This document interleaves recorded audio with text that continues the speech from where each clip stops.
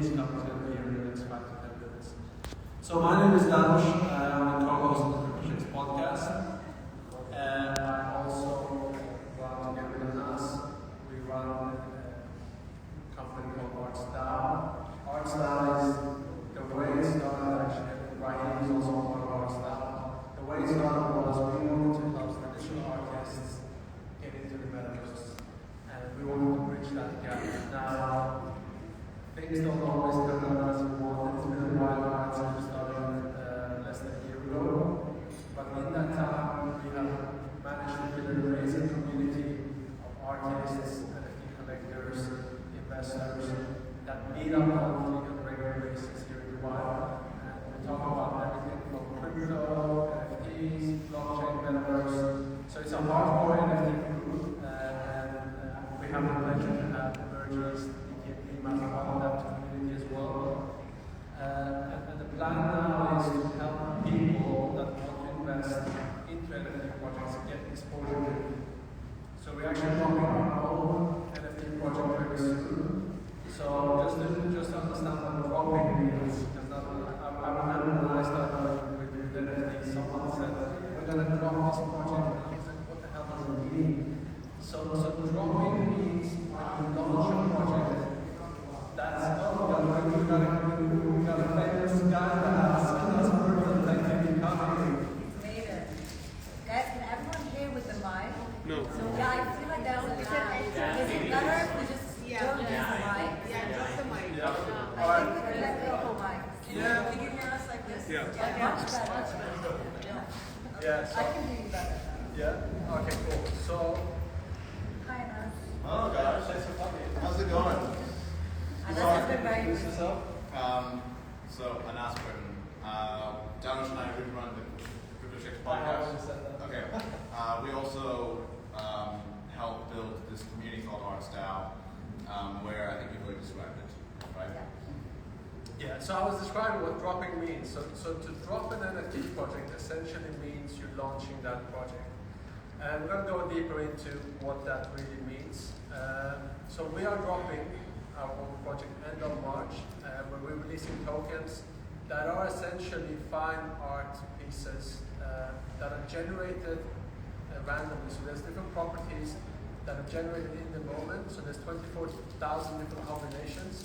And they have been created by a well-renowned artist locally called Meftah, she's a Lebanese artist, one of the first NFT artists in the region, if not the first.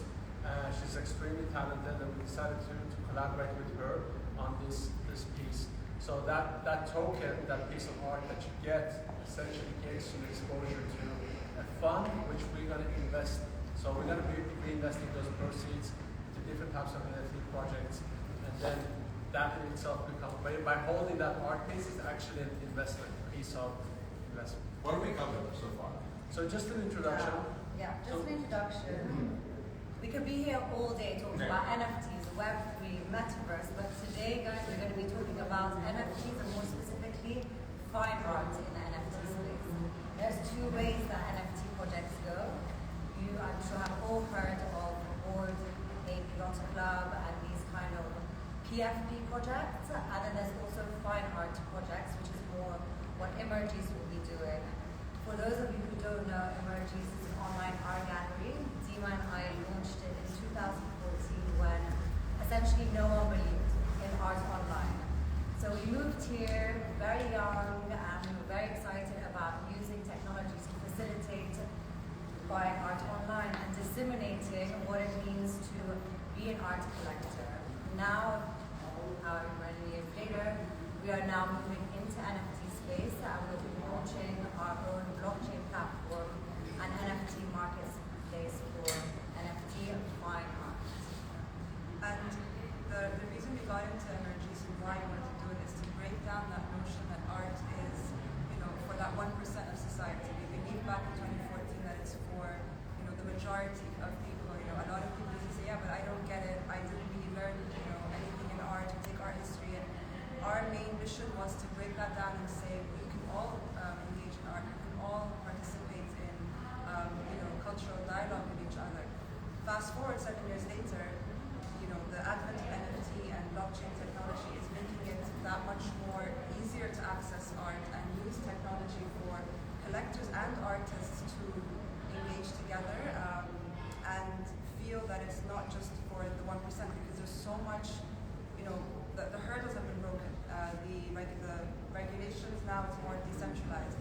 And yeah, that's where we are right now with this new platform that we have. So you guys can introduce what Web3 is briefly. Yeah, let's get cracking. Yeah. So we have to start with the history of where we stand right now in terms of, we talk a lot about Web3, right? Web3 obviously means this is like the third iteration of the internet, so to speak. You don't mind me standing? Of course. Do you want a mic? Yeah, But sure. that's a yeah. Yeah, okay. So in Web 1, we had what was called a static platform, right? Whereby, imagine Yahoo. When you interact with Yahoo, you couldn't really, you received the content from Yahoo, right? You read their content, that was it.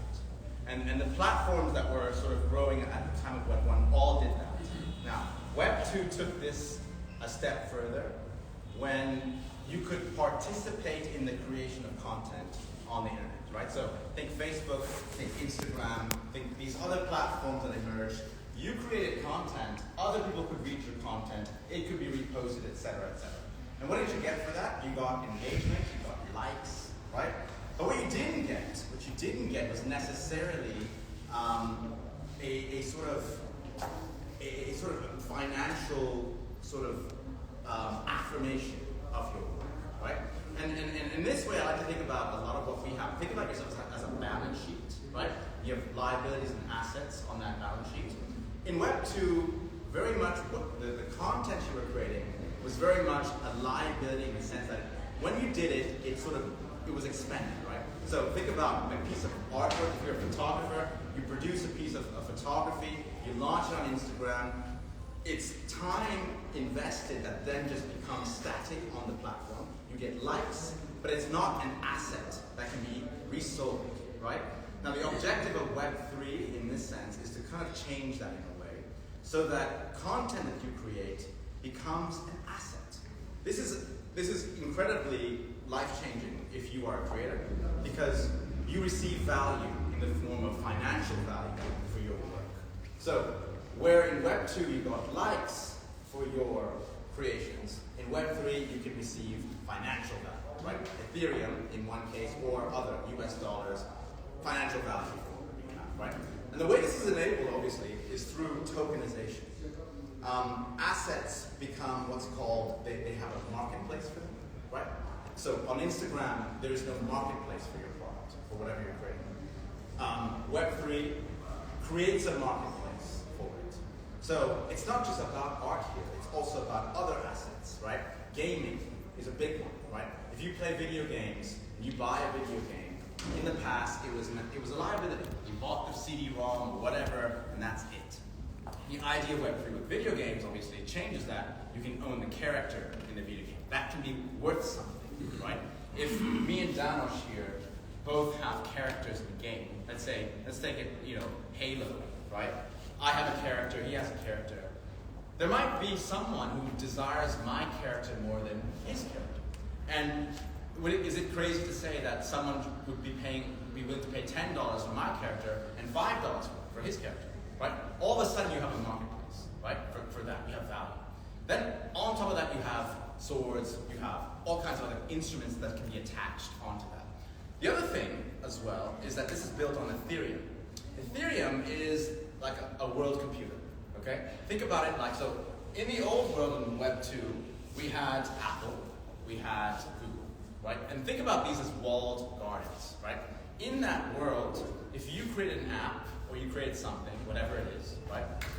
You were under their rules. So I used to work for a company here building payments, and we actually got canceled by Apple because supposedly we were in breach of some of their rules. They literally banned us from progressing. It was a company actually backed by the royal family, which is ridiculous that they actually attempted to do that. But the reason why was that they breached some of the rules. Now, this is a centralized system. right? A system with rules that you do not have a right to supersede.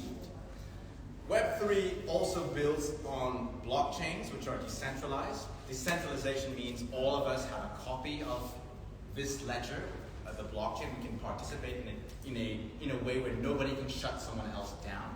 So I can build an app, I can build something, I can build whatever I want on Ethereum without being cancelled by someone else. Right? That's very important philosophically, because it means creators are more willing to participate. And that's really central to where we're seeing the world move.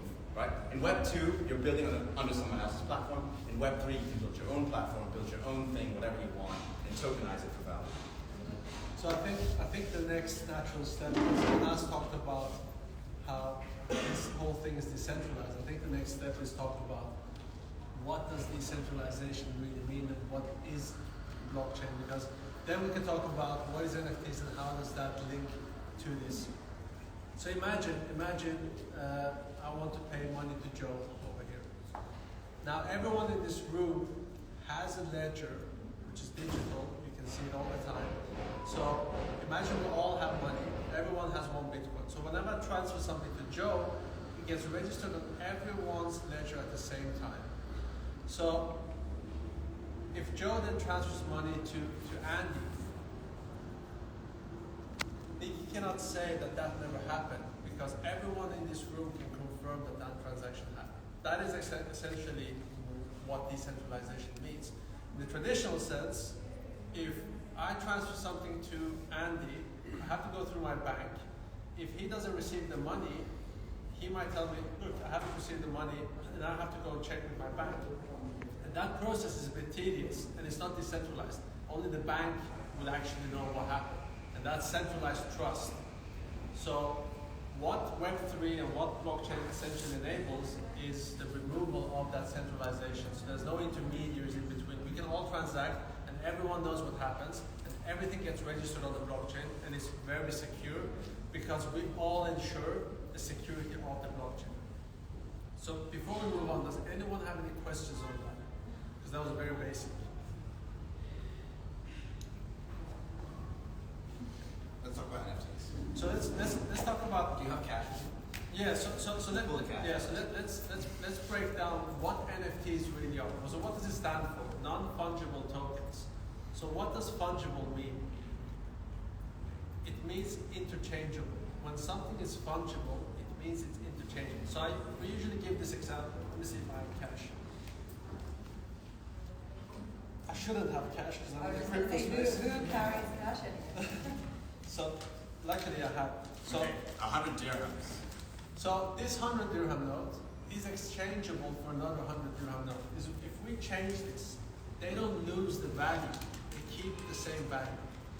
Now, when something is non-fungible, it means it's unique. Now imagine I have Sheikh Mohammed's signature on this one. To me, and to most people in here, this 100 dirham note would probably be worth quite a lot. It's no longer fungible. It means it's unique. So anything that's a piece of art that's hanging on this wall is unique. Real estate is unique. Many asset classes are unique. Most currencies are fungible because you cannot build a financial system on non-fungible items, right? If I have a Picasso painting, I can't bring that with me and buy bread with it. It doesn't make sense. You need to have a currency like this, which is can be broken down into smaller denominations like fils, cents, etc. So you can buy things, right? It's divisible. And so that's important. Crypto is also fungible. Bitcoin, one Bitcoin equals one Bitcoin, one Ethereum equals one Ethereum. That's a very important concept. Now moving into non-fungibility, right? In this world we have fungible assets and non-fungible assets, right? And the idea is crypto sought to replace fungible assets like fiat. Fiat is a currency backed by nothing, paper. Crypto also sought to say, look, we shouldn't just, try to tokenize currencies, we can tokenize assets as well, right? And this is where the emergence of the NFT space really came up, right? Art. So before NFTs, right, a certain brand of artists did not get their due recognition, right? If you were a cinematographer, videographer, or any kind of content creator in the digital space, if you tried to sell your work outwards, right, to a place like this, right, this is a fine art gallery, you probably wouldn't have much success because there was no way to prove provenance, which is ownership, right? If I own a Picasso, normally the ownership is held on, on sort of physical delivery, right? Or you have a paper that sort of signifies your ownership, just like real estate, right? Anybody here would ever buy real estate without the title deeds? Absolutely not, right? You need the title deeds to signify your ownership of the property. The same thing. Now, NFTs blew up because a lot of artists realized they could now have their digital work represented through some form of legal sort of title deed, right? And I always like to say this, so I used to practice law. I am still a lawyer in some respects. But I see the crypto blockchain space as a legal system for the internet, right? In the old world, you took your title deed to the courts. In this world, you can take your title deed. The blockchain is a sort of public court, right? In a court, if we break it down, why do you need this? In a court, what are you trying to do? You're trying to figure out the truth, right? Counsels argue against each other to get to what is the real truth of a given matter. On blockchain, because everything is public, you have a truth there in front of you. So it's very difficult to disprove or argue a given point, right? So that's a very fundamental concept. A legal system for the internet means digital assets are now capable of being the subject of significant value. Can I have $100 note? No. Last time we did this, I actually lost $200. I don't know where the hell they went, but that was a stupid mistake. Anyways, yeah. So just to break it down a little bit further and explain like what is essentially an NFT? An NFT is basically, how many of you are familiar with Ethereum? Almost everyone. Good. So the Ethereum token is, they were the ones starting with non-fungible tokens. So what they did was they created an extra code wherein you can add a layer of either digital media, audio, or video on top of the token. And then that token became a non-fungible token. So essentially it's an Ethereum token on the Ethereum blockchain. Now there are other blockchains that offer non-fungible tokens as well, but Ethereum is the main one where most of the volume is transacted. So when I send a non-fungible token to you, I'm essentially sending an Ethereum token that keeps some sort of media on top of it. So just on the back of that, in terms of digital art, it's really easy to refer to art as NFT art or they're NFTs, but the way to think about it, it's not that it's the medium, NFT is not the medium, it's the technology is a mechanism by which digital art is disseminated. On top of that token that you're talking about. And this is phenomenal for digital artists today because finally they are validated as artists and there's so much more art now that people can enjoy. And I know what a lot of people are thinking, how can I put this up on my wall or how can I start enjoying it? But this is where you're going to look really cool soon because you're going to have screens up on your walls or like a glass sculpture in the middle with a hologram in the middle of the sculpture of your NFT. And it's important to feel empowered by this because you have so much more art out there on the blockchain validated where your name, as an owner, will be there forever.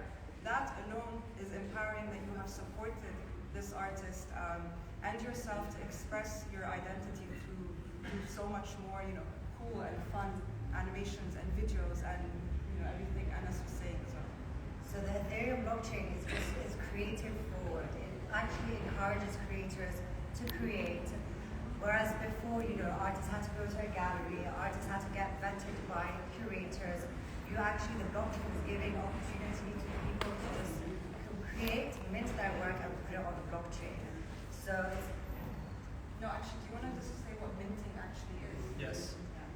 So imagine, the traditional mint, like a royal mint, when they mint coins So it's a term used so that every time a new non-fungible token is created on the blockchain, it's minted. So a coin, a token is created. That's essentially what it means. In the traditional sense, when you mint something, you mint coins, gold coins, or whatever type of coins. But when we talk about NFTs, it's the token that gets created. It actually sounds more complicated than it is, though, because essentially when you do that, it's just about uploading, in simple terms, a digital artwork onto the blockchain. There are, let's just not get into that right now. There's a small fee for uploading your artwork. But what we find so exciting about NFTs is the fact that now everyone can enjoy art. All creators are encouraged to create. There's no more, like Anna was saying, in Web 2 there were gatekeepers, there was Apple, there was Facebook, there were galleries. Whereas now in Web 3, everyone and anyone can go and mint and upload their artwork on the blockchain for everyone to enjoy. So of course there are different marketplaces. I'm sure some of you have heard of OpenSea, which is more like the Amazon of the space. And then there's more curated platforms like Foundation, who are very high-end curated marketplaces, Super Rare, for instance. So it really is giving opportunities to all kinds of creators. And here we are obviously talking about artworks, but this applies to the music industry, gaming, and whatnot. And just royalties. What's amazing about this space is that there's going to be a permanent passive income for the artist. So even if Nikki sells me, and she's the artist and sells me an art, I buy the artwork from her and I sell it to someone, she also gets that royalty, not just when I bought it. And you know, that's also the same for collectors. They can now sell what they've bought on the secondary market much more easily. Like before, people would call us and say, you know, I have this artwork and I don't know what to do with it. Now you can just do that on your own. You can, like, if you upload a picture on Instagram, now people can go on your profile, wherever platform you're on, and just buy it from you and you get the money right there. This merits further discussion. So if you think about it, imagine I'm Picasso, right?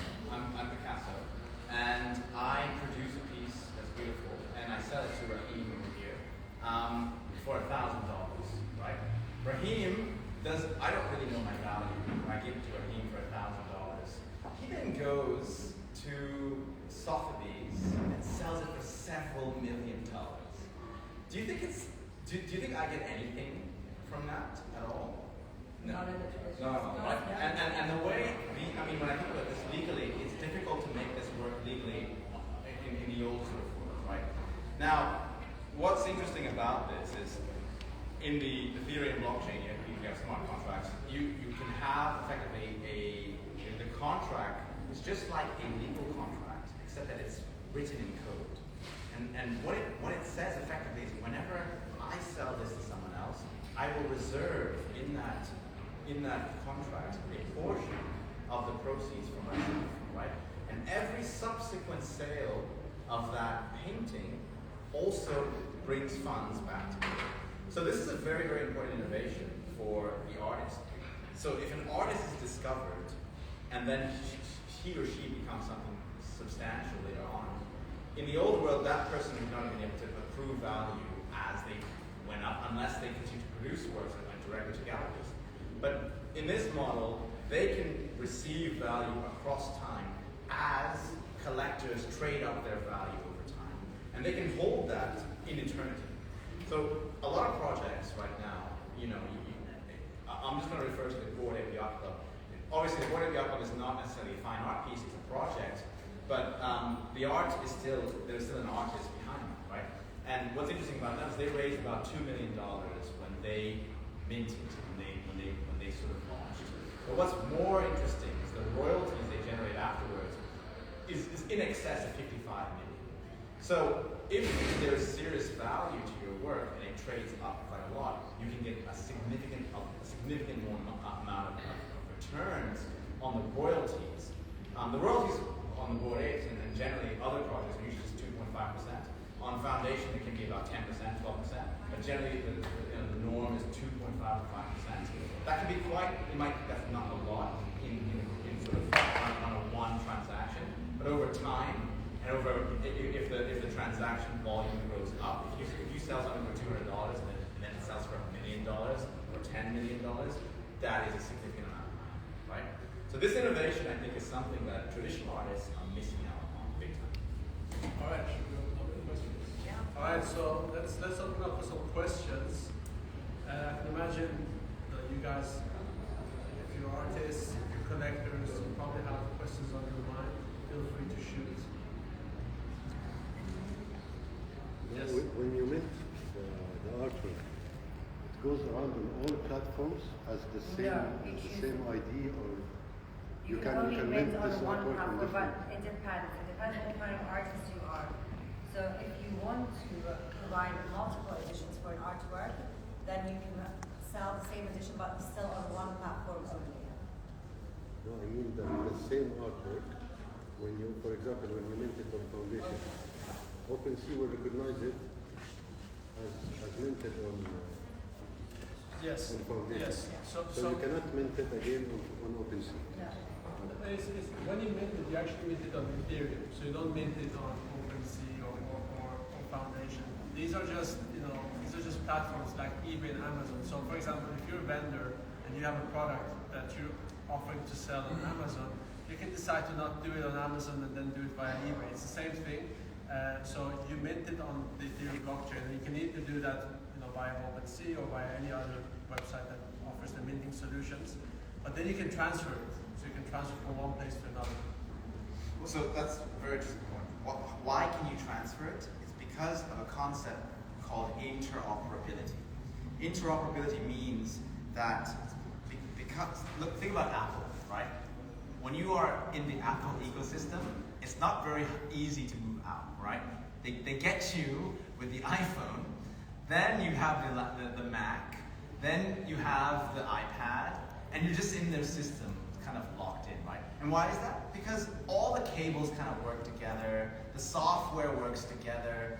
You can start writing an email or whatever, a document here, and continue it on your iPad, and continue it on your Mac. It's interoperable, the system, right? But Mac isn't interoperable with Windows, right? You can't really do that, and that's why people like, he's a Windows guy, I'm a Mac kind of guy. You can see why, who's cooler, right? So on the concept of Ethereum, right? Ethereum, what's really interesting about Ethereum is a game built by Danosch, has nothing to do with art, can interoperate with an art piece that I've made. Let's say I'm an artist. I want to integrate my art into his game. Because it's built on Ethereum, we can make it work together. I can take the art piece and let's say wrap up his gaming character with it. Or let's say you've got a weapon. It can be, designed with that. And that interoperability is quite interesting because this is where artists can, I know this is a controversial topic here, but we had this big debate in one of our sort of WhatsApp forums about what does it mean to be a traditional artist or an artist of the future in this kind of new world. Now, artists in the past used to create work for aesthetic reasons, right? And the way art was done was you had patrons of the art, right? The Pope sort of sponsoring Michelangelo, right? Or across the world, this is just, art has always been that way. It's been sponsored by wealthy people, right? But as this blockchain has effectively democratized access to art in a big way.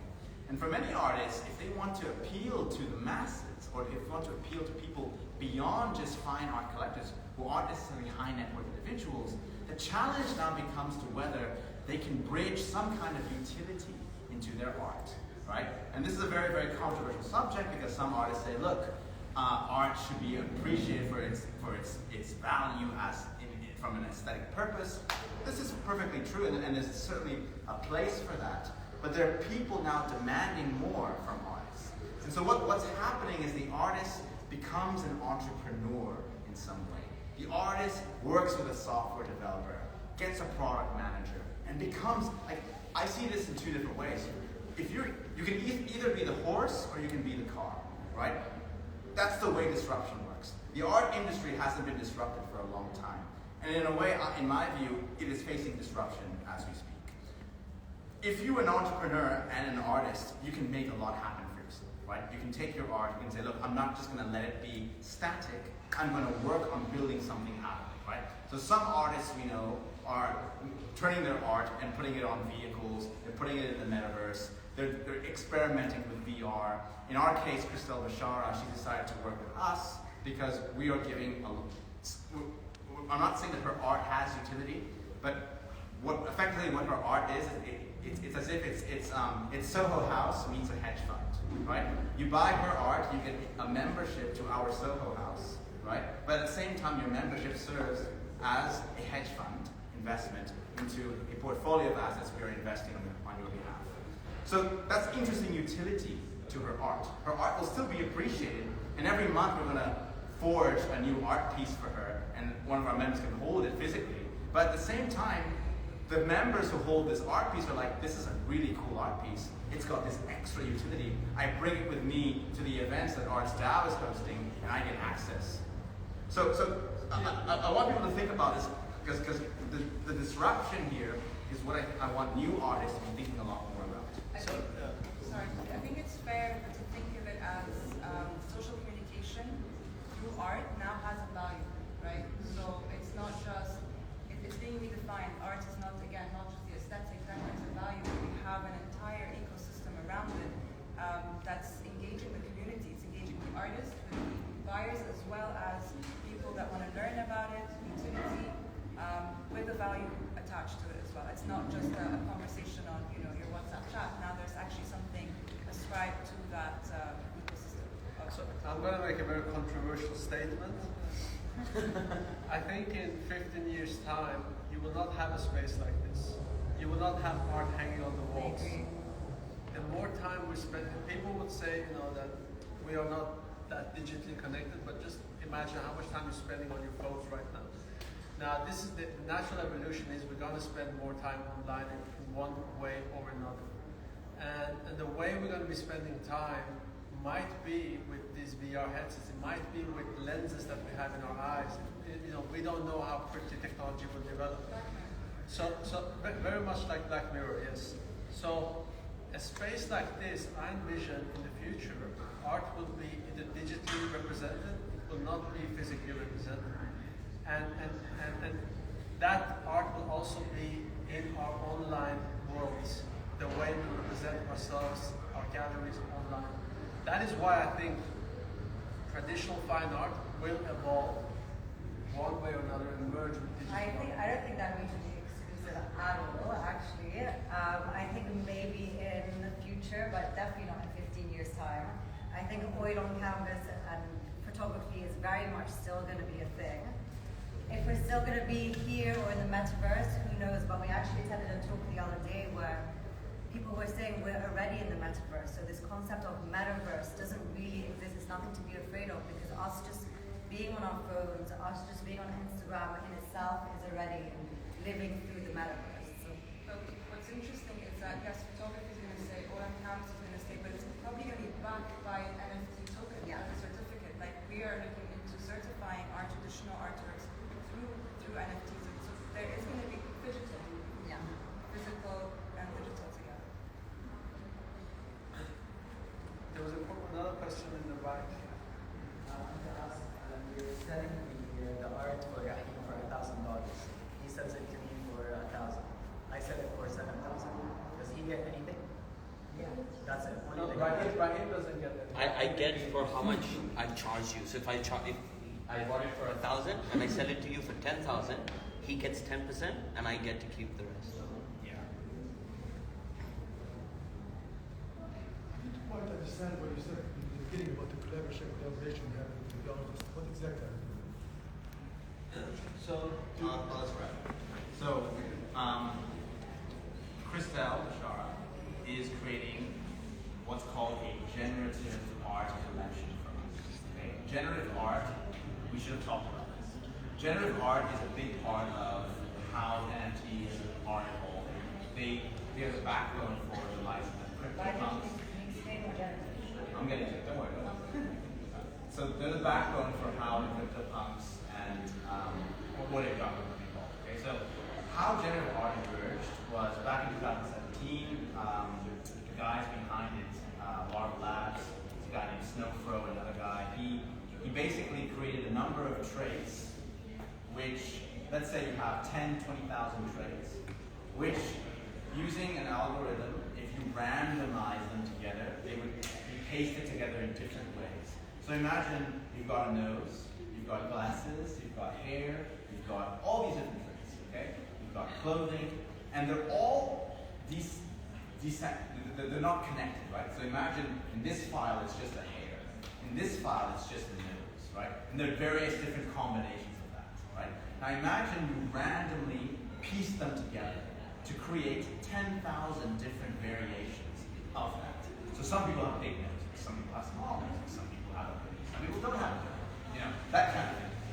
So this is generative art because it's generated through this trait structure, right?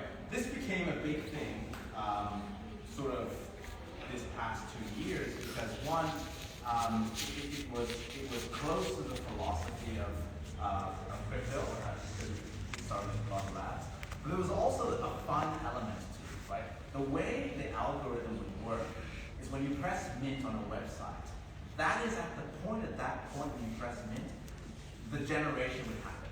So before the mint, nobody knew what generation would happen. So I didn't know, for example, I would get this guy with a huge nose, but like really small ears and like massive eyes, right? Whatever. I didn't know that, right? Traditional art, you kind of know what you're getting into before you get in, right? So there's a sense of excitement when you're buying into generative art because it merges the collectibles aspect with, you know, art, so to speak, right? If you guys were here back in the day with Pokemon cards or baseball cards, you know that certain things are always more desirable than others, right? Either because they're rarer or because they are of a style that is more desirable. So that's what's happened, right? The CryptoPunks, the most valuable CryptoPunks, for example, there's certain CryptoPunks that were designated as aliens, right? Their face was sort of a greenish kind of tint, and they're not like the rest, which are humans, right? There's only 8 of them, because when the generative process happened, those features only came out 8 times. So they became more desirable as a result, right? If you have 10,000, and out of 10,000, only 8 of them are aliens, right? And I have one, and Danosch has one. You know, is it too crazy for someone to say, well, I'd be willing to pay $1,000 for that, right? As soon as someone says that, and someone else says, well, I'll be willing to pay $2,000 for that, it creates a marketplace. It creates value, accretion upwards, right? So that's what happens. So going back to what we're doing with Cryptosheikhs, we're doing something similar. So with an eye to the history and philosophy of Ethereum, we are working with Cryptosheikhs to create a generative art collection. But different in the sense that we are not offering an avatar project, right? A lot of the projects right now are avatar projects. They're just profile based, and they're sort of quite significantly in oversupply, right? Nobody needs any more avatar projects, and there's a lot of scams in that particular space. We wanted to create, Cryptosheikhs is a fine artist.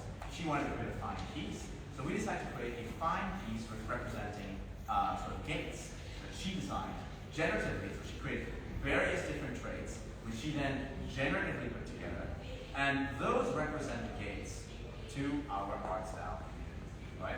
That's how the collaboration is working. You buy her art, her NFT, you mint it, you get a certain copy, and that minted copy serves as your entry into the art style community and the art style fund, hedge fund. Sorry, just a question. So when you're talking about generative, okay, so at the end I'm not buying the algorithm. No. I'm buying just to click whatever. No. Like a lottery. The algorithm is an IP retained by the creator. So often the way this works is I am the artist and I have created the traits, right? I have IP, so intellectual property, in those traits.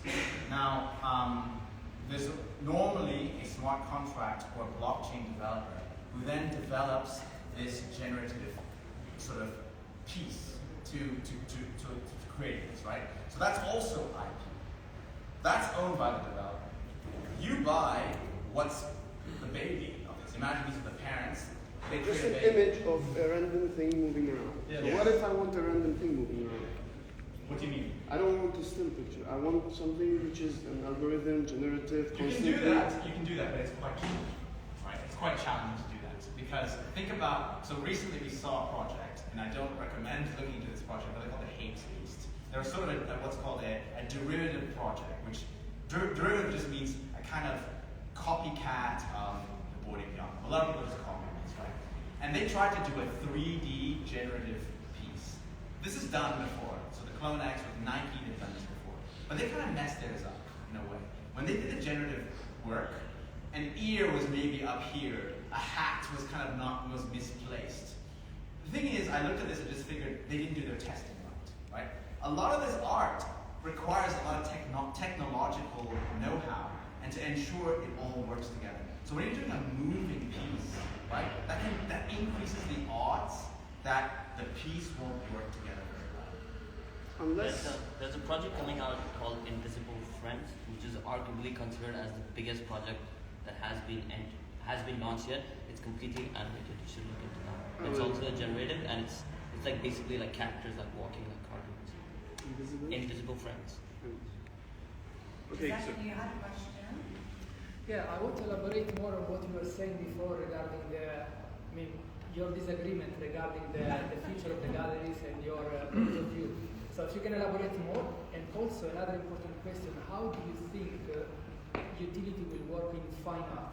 Because we always talk about utility as a roadmap in the collectibles, but it's important to understand how utility will work also for artists, for one-on-one. So what are the... So I think it's very important. I don't know if half the guests were here, but at the beginning of the talk, I was saying that there's a very big difference between the PFP projects, which Anas was just referring to, and the fine art projects, which are, one-on-one projects. Artists, just like the artists from Emergeast, who have been in the space for a long time, who sell, or you don't canvases, who sell their photography, who are now making NFTs. And one thing that we really wanted to tell people is that there's no such thing as NFT art. NFT art is digital artworks that are minted on the blockchain. So one example of how people are doing this now is there's this artist called Jason Safe. I don't know if anybody has heard of him. So he's a traditional artist that hand draws very beautiful Persian carpets on large canvases. Last year at the beginning of the space, he moved very quickly and he was able to create these artworks online, digitally, and then he dropped the project. So this is actually an example of how physical, traditional artists moved into the NFT space very quickly. And people who were never able, like Dima and I, we were never able to afford his artworks. His artworks sold at $15,000, $20,000. But we were very happy to be able to get our hands on his generative drop, which was called Generoscopes. Further building on the utility, he is coming to Dubai next week and showing a bunch of works, both physical and digital, in ICD Brooksfield. And people who, I'm not sure actually, I need to check this out, but I think the holders of his Generoscope, or whoever has one, gets to go to the exhibition early and to access the exhibition early. So that is one utility. And that makes us feel empowered. Like we get VIP access or special access because we are holders of this artwork. We have some sort of representation in the physical world. So essentially, before when galleries were actually the middlemen that were obviously communicating between artists and collectors, now artists can directly essentially IPO their work to the public and build a community very organically. That doesn't mean there's no space for us as a gallery. There is, because this also addresses your question. I think there will always be a need for galleries, institutions, museums, even in the Metaverse, because this is where we guide artists and guide collectors and guide it through education. If an artist has gone away and done their own thing, great, our job is done. We advocate those spread your wings as long as you have the right tools to do that. So I don't think there's no gatekeepers, but there will always be some sort of institutional or commercial guidance. So very recently, you said that we were part of the WhatsApp group that you're also part of. There was a heated debate with the traditional artists. Best WhatsApp group. in the past. Doesn't let us sleep actually. It's actually not that fine art group. So there was one artist there that was saying, utility in the NFT space basically means what benefits do you get from holding that NFT? What added value does that give you? Like it can be membership access, it could be anything. And this artist was saying, why should artists have to think about utility? People should just appreciate art for being art. And my view is, I like that view. In the utopian world, that's how it should be. But the world is changing, and things are changing with it. In the NFT space, if you want to become successful, in my opinion, there's competition. Yes, your art might be beautiful, but so might the other artist's art. So might Safe's art be, and there might be someone else. Some people might just find that beautiful art utility enough, and that's fine. Art is the utility, the aesthetic value. Correct. So for some people, the art is the utility, but for others, they want something more. So if I was an artist and I created a painting, and I could throw in, a live event with me, or travel to Barbados with me on top of that, or just a private dinner, or anything that adds a bit of extra spice to my piece of art. Why not? Why not give that added value to my holders, people that are supporting me, that are buying my art, that are investing in my art? It's a community. We're creating a collective consciousness here where it's coming together. We're getting to know more people. It's really like a very organic community vibe. It's friendly. It's opening up doors that we never had done that before. We were hiding behind our screens, just talking to our friends that we follow on Instagram. But now, the amount of people who just went on Twitter and we're like, from day one, you're good friends with them. You have this like-minded.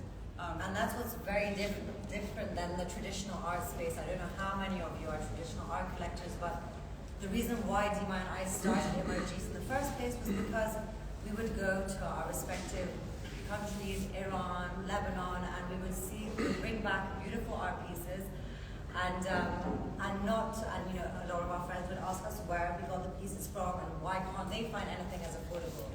So when we moved into the space, we realized that a lot of young collectors feel very intimidated by art because there's this notion that they don't know enough, they don't know where to start, they're scared to go to a gallery space, be approached by a gallerist, feel like they don't know anything and leave. I mean, I don't even like going to galleries sometimes because of that. But here comes NFT space, and everyone can really, engage with the artist, engage with the community, and finally, the art is not for that 1% of society. Finally, everyone's able to enjoy it, and that's why, and that's your point about really this is disrupting the traditional art market. I really think it's time. One way that I've seen an artist do very well, and this is an artist that we've actually met in Mykonos, Jacob. He's a photographer, very, very sort of successful photographer, and I actually missed out on buying his work. He initially offered it to me for about 2 to 3 Ethereum, which was reasonably expensive, but I didn't foresee the utility he was going to do with this. He does beautiful landscape travel photography, right? And what he did was, after he announced his project, he then subsequently said those people who bought in, right, early supporters, would all get a free trip with him on a helicopter to shoot with him and participate in the shooting of a beautiful piece in New York, right? All of a sudden, the floor price of his work went up from 3 to 5 to 10. It went ballistic, right? How many pieces were there? There were only, I think, 5, 10 pieces or something. So obviously very exclusive, right? Can you say what a floor price is? Yeah, floor price is the lowest price that one is willing to pay for that piece. Okay, so the floor price is 3 ETH. There might be pieces worth more, like 5, but the cheapest price is 3, right? So he did that. So people went crazy, right, trying to get on because they wanted to get on this free trip to New York where you'd be able to watch him shoot. And then on top of that, people who held his work got a free airdrop of even more work. So they got free money, basically, because his work has a floor price of 3 or 5, right? You get airdrop another piece for free.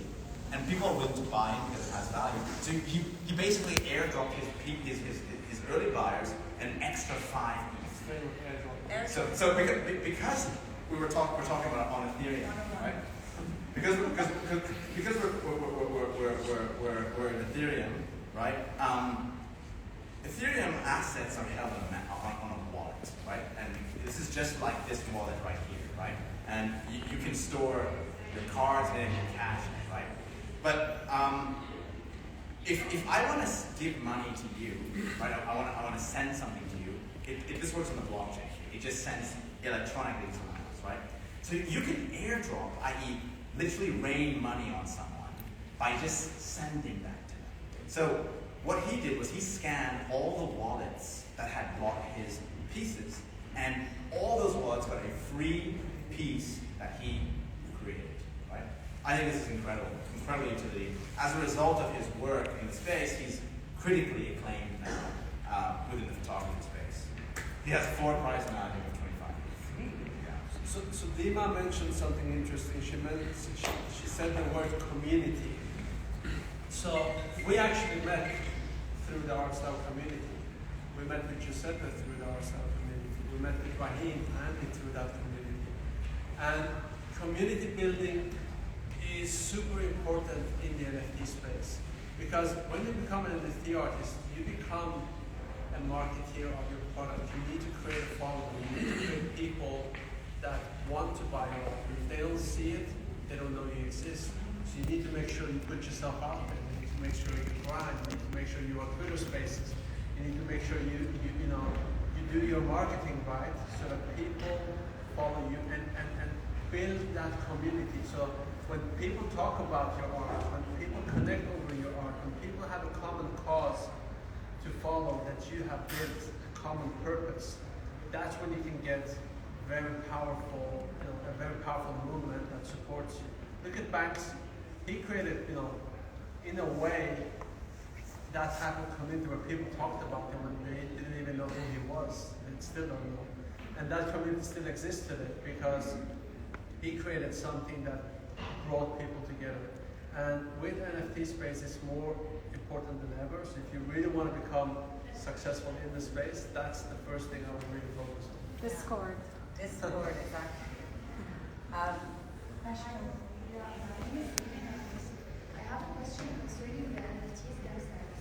So whenever someone buys an NFT, there's just this matter of skepticism around whether it's going to be safe to buy it and if it's going to stay in my wallet. Because I had some friends, they actually bought some NFTs and their wallets were stolen. So I know there's the smart contract behind it, but as an artist or a buyer, how can you be so sure that your NFT is not going to be stolen? It's actually based on the smart contract and the code. So that's my question. The skepticism I have around what it is. So it's still a relatively new space, and in any new technology there's still flaws, and there are definitely flaws. There's not that many different. There are a lot of different types of wallets that you can use, but still there are hacks which people still can't explain really what happened. Well, it can be explained in some way. So generally, the way that a hack happens on a crypto wallet is as follows. Whenever you create so crypto comes from cryptography, right? Every crypto wallet has what's called a seed key. A seed key is just it's an alpha or numerical series of numbers or words, which when input gives you access to that wallet, right? It's like a fail-safe. Think about it that way. Now, this is not, in my view, the best form of custodying your own an asset, because you have to not lose it, you have to make sure nobody sees it, and you have to keep it safe. The way, in my view, so no crypto wallet can ever be hacked without those codes, okay? So when I hear of someone saying my wallet was hacked, that's because of a mistreatment of their seed keys. Either they took a photo of it and your phone got compromised, or they wrote it and gave it to somebody, a spouse or a friend, or in other way it was revealed. So every case of any hack that I've sort of heard of, and I've dug really deep into it, I found out that the person wrote it somewhere, put it in his notebook, and he said, look, nobody saw it, right? But actually, it's likely maybe it was in the presence of other people who could have seen it, who then accessed it. Other people as well, they took photos of it, had it on the phone gets compromised. That can be done over the internet, and that then leads to your wallet being compromised. So this is the most common way that your wallet gets hacked, but I have heard of people that haven't shared their seed keys with anyone, and still they've lost their NFTs. And sometimes it's a matter of you might have connected to the wrong website with your wallet, a website that was fraudulent to start with, and they utilized some sort of link. Okay, so let me explain that. Yeah. So this exists where you can lose your seed key this way. So what's happened in the past? It's not any issue of security with the wallet or the blockchain. Like I said, that is cryptographically secure, provided you do not ever reveal your seed key. But what has happened is some people have used their wallets to access a website, which then leads to a link allowing them to reveal their seed key. And so MetaMask had a flaw in it where you could reveal your seed key problematically, right? That was what was causing these hacks. There are, at the core of it, all these hacks, they're actually all socially engineered, and they're not very all different. On Discord, they come pop up. Yes. Yeah, you and click, you get excited, you go. Exactly, and all of these are not very different to how everyone gets hacked. They're like debit cards and credit cards. You've connected to the wrong website, where you thought a lot of people lost their assets or anything is they'll open a website, and this website is a phishing website, so it looks exactly what you would think a traditional NFT platform looks for. So all of these hacks, ages ago I used to work in like law enforcement. We always talk about that no matter how smart you get, no matter how amazing the technology will get, people will always find a way to commit the crime. So it's not the issue with the technology, it's the social engineering. And like, I am very inclined to believe Anas, but like, if he turns out to be fraudulent, I can't blame the technology, it's this person. So for additional security though, we also have hard wallets, right? There's so-called hot wallets and hard wallets. Hot wallets are linked sort of on the internet more directly. And this is, so MetaMask is a classic hot wallet where it's the likelihood of that getting hacked is higher because you are normally connecting to a lot of websites with that wallet. And so there is a higher likelihood that you could make a mistake and reveal the seed key for that website. Hard wallets are USBs that actually are completely disconnected from the internet, right? They are on the blockchain, they're not connected directly. It's like a hard drive. Yes. Imagine connecting a hard drive to your computer and then you keep it in a safe. It's literally a USB. Yes. No one can take the files from your hard drive that's not even connected to your computer, so it's very similar to that. So for example, if someone was able to take control of my laptop and use the screen functions to look at me and typing things as I go, then they could hack my MetaMask. So that's not a problem with the technology, that's actually the internet allowing people to visually see what I'm doing and get the information that way. A hard wallet is off that, and so there's no way they can actually hack that, again, unless they see your secret, right? And that's a critical point. I have another question. Go ahead. So you're talking about, as you might know, any NFT project, how what they're doing is they have huge roadmaps. Okay, so they're doing phase 1, phase 2, etc. So do you think now, personally, I think that every single NFT project that's recently launching have very similar roadmaps? It's like they're pushing for the community, discussing on Discord and everything. But I personally feel that it's not really differentiated and there's no unique aspect to it anymore. So how would you recommend having a very specific, let's say, roadmap or something different that would actually attract a bigger pool of, let's say, customers that would actually buy the NFTs? Are you asking as an artist or as a collector? I think it's for both. Like if you're an artist, you can need to build a nice roadmap to attract people. But it depends. Yeah, so I was. Think about what I just said about Jacob, right? It's about innovation. A lot of people in the space are just copycats. It takes real effort and a lot of difficulty to be innovative.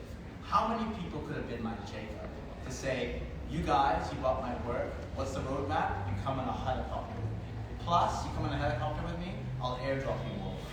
That's innovative, right? Not everybody can do that. I can't start doing photography and say, look, you guys are all going to come in a helicopter. So, to me, I challenge the artists and the people who are building projects to think differently, right? To think differently from what all these other projects are doing. Just spend the time to think, what is your personal skill set, value proposition that you can actually give to someone to really make yourself very different? It doesn't have to be a very substantial roadmap. You don't have to build the Eiffel Tower out of the proceeds, right? You can offer a very simple utility which resonates with other people. Danosch mentioned time. So, Mike Tyson released NFTs. He said, you buy an NFT, you get into the boxing ring. Or you sit on my podcast. Very simple, right? That has value to some people. They'd be willing to do that. Okay, now you might say, well, Mike Tyson's a big figure. He's got 500,000, whatever million followers. He can easily do that. Well, I challenge you, the artist, to think about what you can offer, right? So Jacob said he's a shooter. He went and shot photography. He took his collectors with him to visually experience the shooting, right? That's awesome. I recently bought a piece from the first Colombian NFT artist, Fira, right? I actually paid a reasonable amount of money for this. It was $1 Ethereum. But what I liked about it was visually attractive, but there was a utility that I had with it. The utility for me was I got to participate in the painting of that work alongside her. She does that with everyone she works with, right? She paints something, but I then have to come with my own pieces from my own life. So I had to bring photography. I had to bring things that I wanted to be in that, and I had to sit down with her, and we did it together. That's an experience, and to me it was worth $1 Ethereum. It was unique. She didn't need a roadmap for that, So that's the challenge I think the artists should be looking at when they're releasing their work.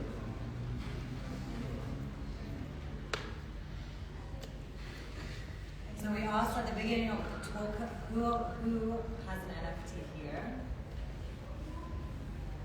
And which one of you have fine art NFTs?